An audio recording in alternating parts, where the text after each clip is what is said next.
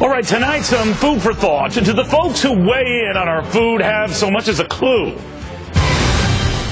Welcome, everybody. I'm Cavuto. And you ever think the food police should just arrest themselves because they are at it again, relabeling and remarketing pretty much everything we eat? Because I guess we don't know a thing about what we eat.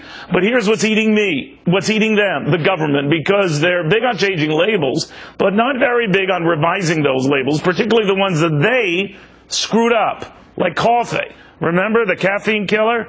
Well, now doctors are saying not so fast. They argue that the cup of joe, caffeinated or decaffeinated, is loaded with antioxidants and other nutrients that are actually good for you. Like whole milk. Used to be kids who drank it got fat, or so was the warning.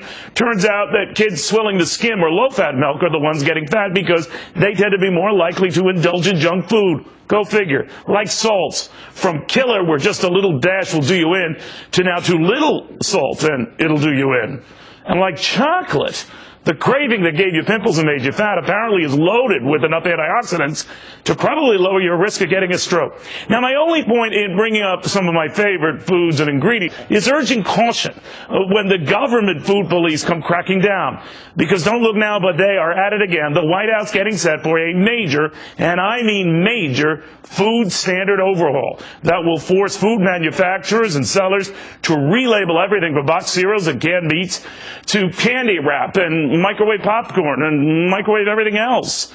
Leaving aside the whole popcorn thing, experts have now come to find it is no longer junk food.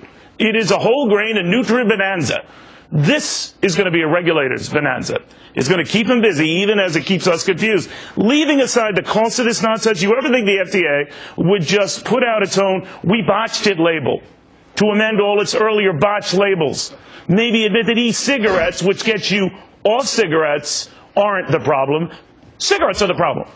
Maybe fracking for oil doesn't endanger America. Maybe not fracking endangers America.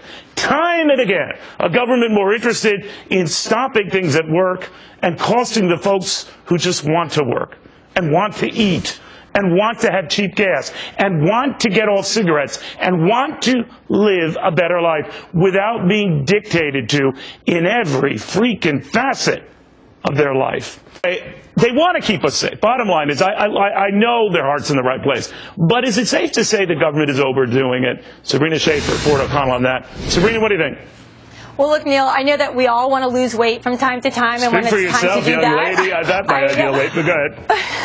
But when I want to, what do I turn to? Maybe a healthy cookbook, maybe my doctor for some advice, a dietitian. I definitely don't turn to the federal government. I definitely don't look at the USDA pyramid or the dinner plate for advice. The fact is that the marketplace, the private marketplace, has been voluntarily providing people with healthy eating information for years, and good information doesn't necessarily equate into good choices. Well, you know, there's something what she says, Ford, because if you think about it, we are certainly better informed eaters.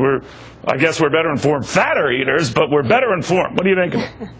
I'm not sure that we're necessarily better reformed eaters, and given this administration's record with respect to the Obamacare rollout, this has the potential for fiscal and psychological disaster for average Americans. The problem, Neil, is real simple.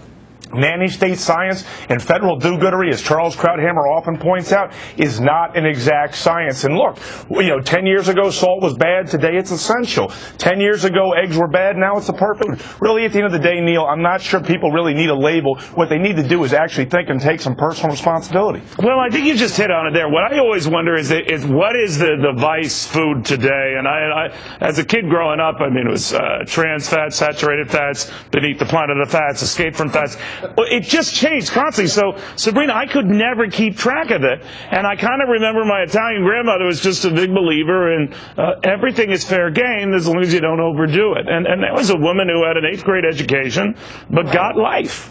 Right, everything in moderation. If you wanted to be a little healthier, maybe you would cut something out, cut some of those desserts out, right? The problem is this is all about politics. Yeah, let's not go crazy. But this is all about politics. And what's interesting is that the USDA regulations are up for review again in 2015. So they've already started to sit down, and it's no longer simply about nutritional value, right? This is now, are we providing green food? Are we providing sustainable foods?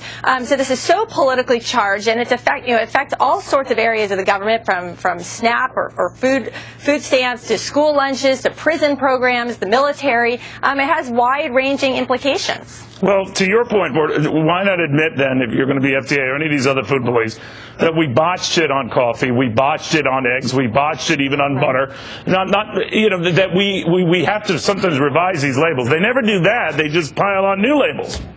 Well, that's exactly right. And remember, Neil, what looks good today may not look good tomorrow. And it's very simple. Your grandmother's absolutely right. If you need a label to tell you not to eat the movie theater size M&Ms or the popcorn, Neil, then guess what? You need to actually get some personal responsibility in there, my friend. Yeah, you're watching another news network that begins with M and ends with C. You got to be a dope. Anyway, thank you guys very, very much. Well, man, a lot of you have been tweeting fast and furious about this very subject. I want you to keep the tweets coming, because I promise, once you do so at Team Cavuto,